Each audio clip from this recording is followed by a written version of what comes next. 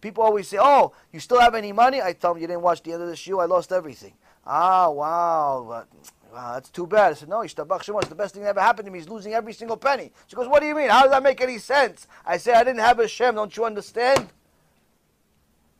Don't you understand? Don't you understand? All the money in the world. You tell me right now, I'll give you $100 million, go back to Wall Street. I say, thank you. Give it to somebody else. $1 billion, it wouldn't go back to my life. $1 billion. Give me $1 billion cash, put it, tons, tables. On top of the table, go back, violate one Shabbat. $1 billion. I tell you, give it to your mother. Why are you insulting me like this? You think I'm going to go against the Shem for $1 billion? Go back to being Mechalel Shabbat? Were you insane? Until you get to a point where you're disgusted from your past, you're always going to have these doubts in your mind. But I used to have this boyfriend. I used to have this girlfriend. I used to have money. I used to have this. You still never left. You're like, you're like a half a, you're like a fish that's like half cooked. You're not sure if you're going to get sick or not. You're not sure. And that's what happens. Until you get to a point where you have a clear understanding, a life without Hashem is not a life. Hashem says it's called death. It's death. If you are jealous of secular people, you haven't completed your tshuva. You haven't even begun your tshuva. You haven't begun your tshuva. You're impressed by these rich people that are rich Jewish people that are famous celebrities, and they're going against Hashem. You're jealous of them. You haven't begun to the tshuva yet. Because you still think a life without God is an option for you. Which means you have no idea what you have. You have no idea what you have. Being the most lonely little environment in the world, you by yourself in a room, with a little bit of bread to eat every day and a Sefer Torah, is much better to the infinite power than the richest man on the planet. Richest man on the planet doesn't have God. You in your little room, every day all you eat is one little, 3-day-old piece of bread. That's what you eat. But you have a Sefer Torah with you, you keep Shabbat, you keep mitzvot. You have a little room, little shack, nothing, and bottom of a barrel. You live in like a half a sewer, half a house. You have a much better life than the guy that has $100 billion a month. You don't realize it? You're poorer than dirt. Even with the money, without the money, you have no idea. You have no concept. Why? Because you still think that the illusion is true. You think that this is really solid. I just told you, it's not solid. It's all 99.9% nothing. You want to go verify, go on Google, they'll tell you too. Rabbi Google is good. Knows science, knows everything. But the Rabotai, you have to stop. You have to stop believing the illusion. Now this takes work. This takes time. This takes a lot of itbonenut, a lot of reflection. Analyze yourself. You have to know yourself. Most important, you got to stop. Stop looking everywhere. Stop looking at everybody's pocket. Stop looking at everybody's face. Stop looking at what everybody else has. Stop looking at everything. Grass always looks greener. Always looks greener, but it's an illusion. It's an illusion. Everything is an illusion. You look at yourself, you look at your Sefer Torah, you look at HaKadosh Baruch Hu, nobody in the world is happier than you. But that's why you're going to see people that have trillions of dollars, billions of dollars, all types of things that people think is good. And they're the most miserable people on the planet. They commit suicide. They are addicted to drugs. They're addicted to alcohol. They're addicted to all types of things. Why are they addicted? Why do they have all these addictions? Because all of these addictions are forms of escape from their reality. Because their reality is not like the illusion. Their reality is horrible. You're going to see them laugh in a picture, but not in life. You're going to see them celebrate in a moment, but not in life. In life, they're addicted to a bunch of different things. They're constantly looking for new hobbies and new things to do to occupy time. I know this. I used to be one of them. You do stuff just to keep yourself busy. Oh, I'm going to go to the mall. Why? I don't know, just go shop around. What do you mean shop? You have nothing to do in your life? Go shop around? That's it? No, I'm going to go to my friend's house. For what? Have some coffee, chit-chat. That's it, chit-chat. Talk to your friends. What are you going to talk about? Oh, we're going to talk about another friend that didn't show up. Psh, wow. Oh, talk about politics. Why do you care about politics? Well, you think your opinion matters? That if you guys have a really good conversation, really good debate between you of who should be president, they're going to give you a call. Ah, we choose him. We're gonna pick the next president because he won the argument. People have all these discussions about politics, about this, about that. For what? Wasting their life. There's nothing smart coming out of their mind. I was on the way back from shul on Shabbat, and I heard these two teenagers who were walking in front of me. They're having a conversation between them. Hashem Yachem, I didn't know what to do with myself. But, their father was behind me, so I didn't have necessarily an opportunity to talk to these two kids. But the two kids are walking back from shul. Now, what are you going to talk about? You just finished shul in Shabbat. You were in shul for 3-4 hours. At the least, what are you going to talk about? Talk about parasha. Talk about, talk about food. I don't know. Talk about something, connected to Shabbat. You were in shul for 3-4 hours. Or parasha, Gemara, something. What are you talking about? One kid tells the other, he goes, when you sleep a little too much, the more you sleep, the worse your breath becomes. This is the conversation of two kids from yeshiva. This is what we're talking about Shabbat. Now I couldn't help myself. I'm reading a little book, but I hear this. They're next to me. So I'm reading a little thing. I walk around, I read a little book. And I'm thinking, what? Did you just say that? And that's a conversation between two kids. The more you sleep, the worse your breath becomes. I said, I think I just became stupider. I have to use this in a lecture, so at least maybe Hashem will unpunish me. Because now it became, for the purpose of Shiur Torah. Give these two boys zchut, something. Their stupidity was used for Torah. But this is what people talk about. Oh, you want to come over for coffee? Sure. What do you want to talk about? Oh, we'll talk about, a next door neighbor. We'll talk about the economy. We'll talk about all the type of stuff. Like, for what? Nothing. No purpose. No form of wisdom whatsoever comes out of people's minds. No form of wisdom. They talk about do nothing, act about. It's sad. It's sad. That's why, Rabotai, when you have a Kadosh Baruch Hu for real, you know how you know? You know how you know that you have a Kadosh Baruch Hu? You become like David HaMelech, small version. So David HaMelech says, Hashem, I love your Torah so much, all day it's my conversation. All day it's my conversation. All I talk about is you. I talk about Hashem all day. I talk about Torah all day. Now, of course, once in a while, you got to take care of the bills. Oh, honey, we got to take care of this bill. And there's little mundane things you have to do to live, to survive in this world. Okay, did you buy some salt? Did you buy some milk? You have to do that just to live in life. But the majority of your life is not this. What do you do with the rest of the time? What do you do with the rest of the time? You talk about baseball. Talk about the stock market. Talk about the money you don't have. Talk about the what do you talk about? Shtuyot. Okay, so you don't have a Shem mamash. How do you have a Shem? You have a Shem when all you talk about is Him. That's when you know you have a Kadosh Baruch Hu. All you want to talk about is a Kadosh Baruch Hu.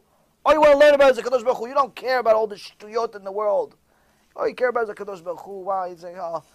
And that's why the closer you are to Hashem, the further you become from the people that are not. And that's what is one of the growing signs of your tshuva, where you see that the closer you become to Hashem, the less you have in common with the people from your past. Even if you grew up with them for 20, 30, 40 years, your best friend, your brother and sister, your even mother and daughter, whatever it is. But until that point, before you started doing tshuva, you guys were on the same point. You were starting level. But then you started progressing. All you want to talk about is more Shiur Torah, another Shiur Torah, another Chidush, another Parasha, another Gemara, another story about Tzaddikim, more about Hashem, more about Emunah, more about Bitachon. All you want is this. The more you get, the more you want, because you see how beautiful it is. It gives your life a meaning. You're developing your mind. You're developing your life. You start feeling there's a purpose to your creation. Everything starts making sense. Everything starts having a value. And then your friend still wants to talk about the weather. So, it took me 15 minutes to get here today, not 14 minutes like yesterday. Why? Because I took the I-95 last time, but this time I took the turnpike. One of the lowest forms of conversation is talking about your traffic, of how you went from one place to the other. This is like the number one conversation that starts off, when you get to somebody. Oh, so how long did it take you to get here? 45 minutes. 45 minutes? Crazy. It took me 30 minutes last time. 30 minutes? How'd you go? Turnpike. No, I took I-95.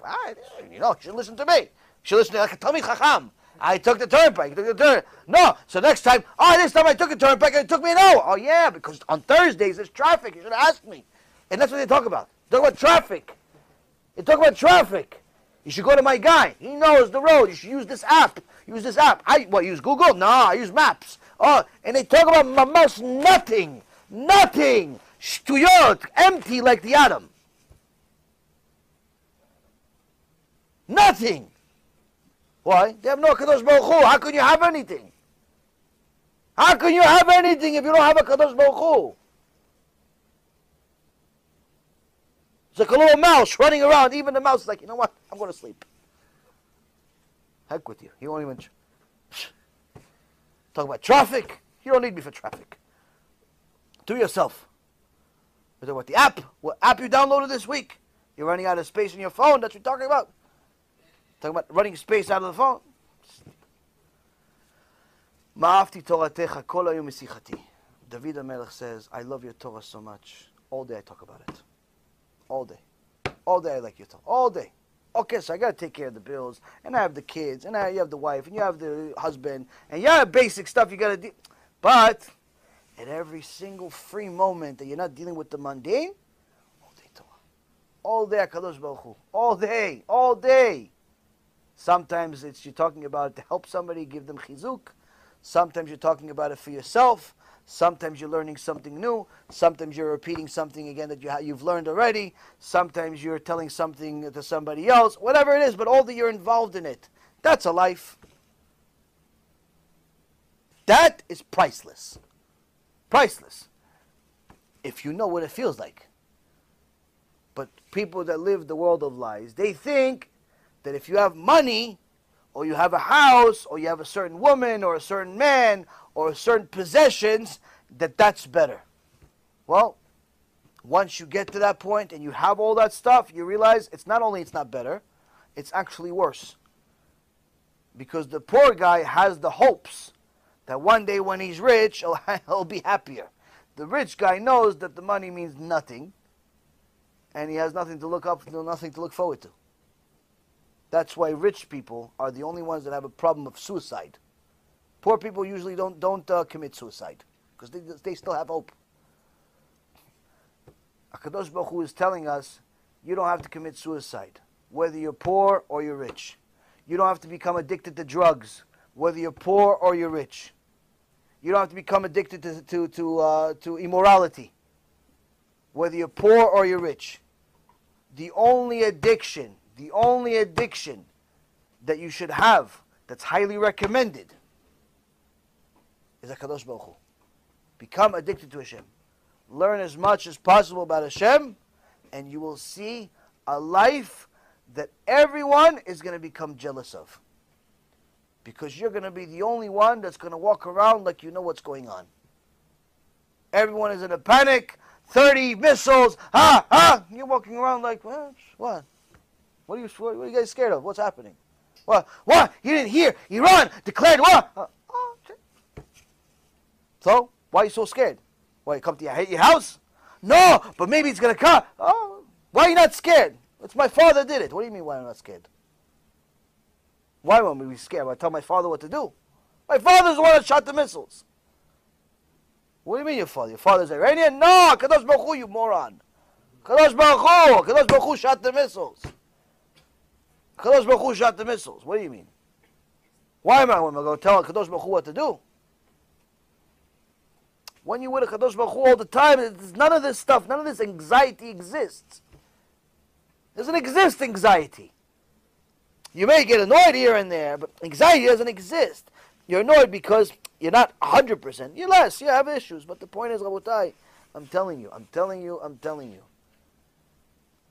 The only thing in the world you need is a Kadosh Baruch Hu. The more Kadosh Baruch Hu you have, the richer you are. Everything else becomes meaningless. Whether you have money, you don't have money, it doesn't make a difference. You have money, you start looking at it like it's a hammer.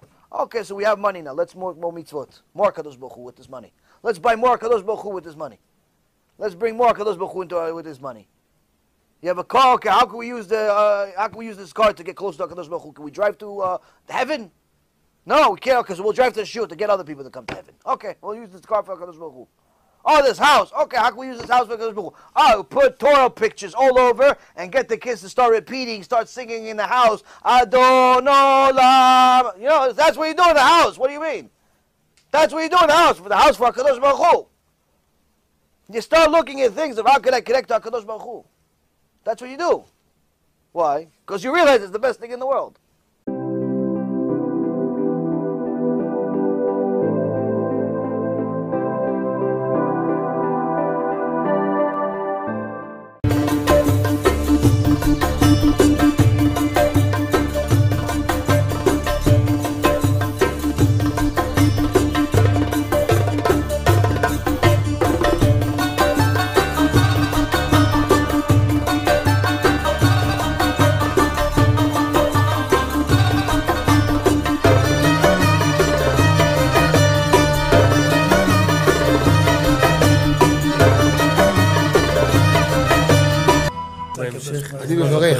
אני מברך את הרבנים,